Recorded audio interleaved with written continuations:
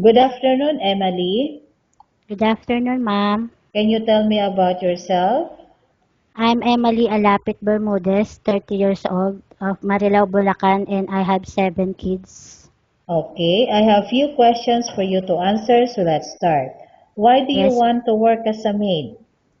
I want my children to have a good life Okay.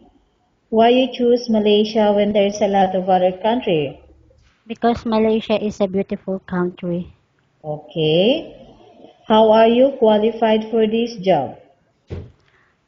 I am physically and mentally fit and hardworking. Okay. May I know what is your educational level? I'm high school graduate.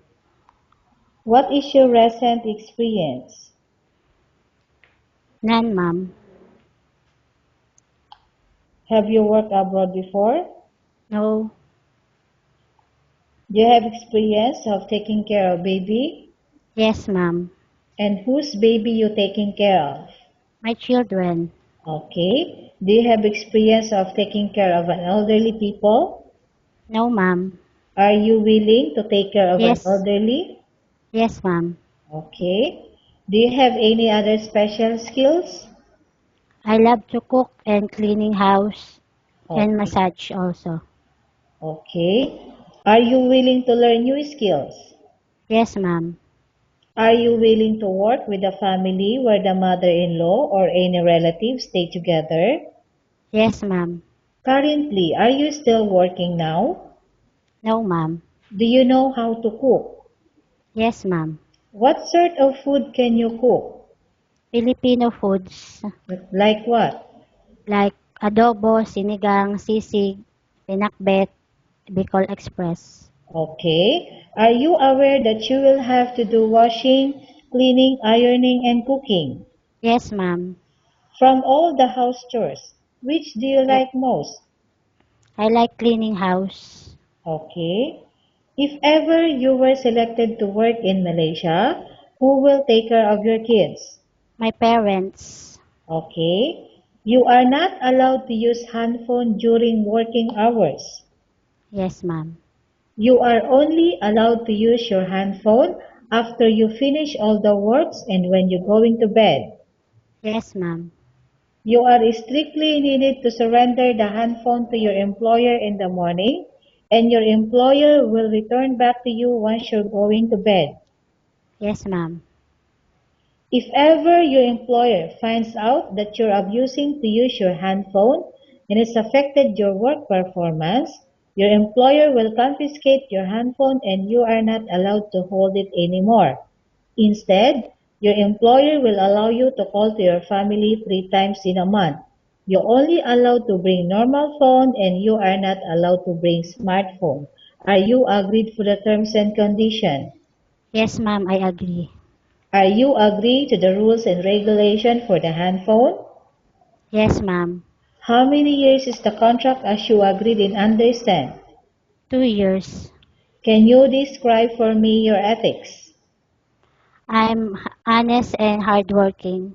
Okay. How can you assure to us that you will work hard in Malaysia? I'll finish my contract. Okay. Can you promise not to use the telephone without the permission of your employer? Yes, ma'am. Can you promise not to put on makeup but to dress properly while work? Yes, ma'am. Can you promise not to invite friends and relatives without the consent of your employer? Yes, ma'am.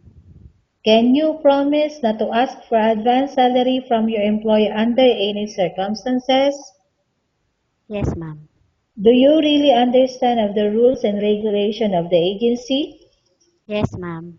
Do you pay any placement fee for you to come to Malaysia to work as a maid? No, no, ma'am. Do you have any history of sickness, example breast cancer or any other illness?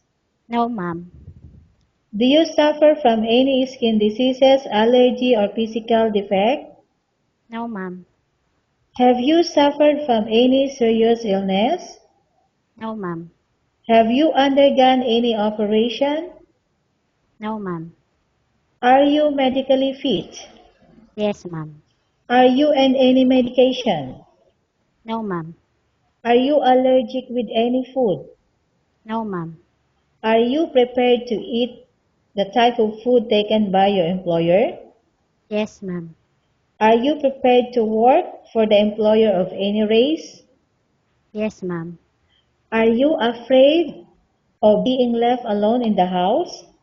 No, ma'am. Are you afraid of dogs or other pets? No, ma'am. Can you promise to work according to instruction from your employer? Yes, ma'am. Do you have any immediate family working in Malaysia? No, ma'am. Okay, Emily, we have Yes. finished our question section. Let's go to case study. I Yes, have a ma'am. case study for you and I want you to answer me truthfully. Yes, Okay? ma'am. Okay, number one. Upon arrival in Malaysia within 6 months, if ever any of your family members passed away, what will you do? Will you continue to work till finish your contract or you will go back? I will continue and finish my contract. Okay, number two. Tell us about yourself and why do you want to work in Malaysia as domestic helper? I'm Emily Alapit Bermudez, 30 years old, from Marilao, Bulacan, and I have 7 kids. I want to go to Malaysia because of my children's future. Okay, Emily. What do you Yes. want to tell to your employer who watching your video right now?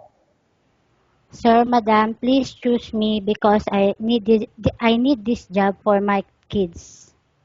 Okay, thank you very much, Emily. We will update to your agency if there's any selection made by the employer.